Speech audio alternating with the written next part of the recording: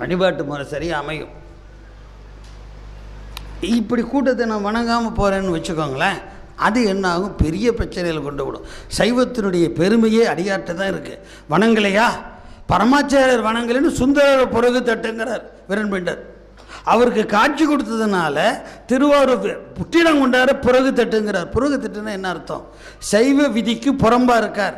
தட்டுன்னு ஒதுக்கு. அவர் சைவ நீதியை பின்பற்றலை, அவரை ஒதுக்கு.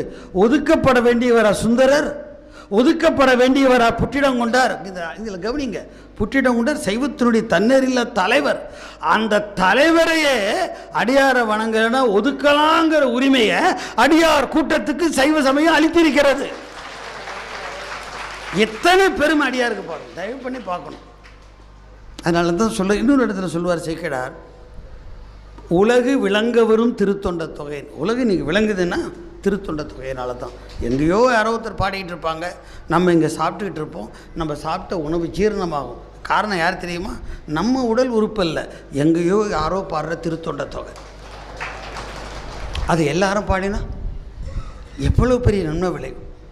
நம்ம நாடு வல்லரசு ஆகும். வறுமைன்னா என்னன்னு கேட்போம். அடியாருக்கு நோயே வராது. கேட்போம் நம்மளே, ஏப்பா ஜோரங்கிறாங்க, ஜலதோஷங்கிறாங்க, இருமல் தும்மல்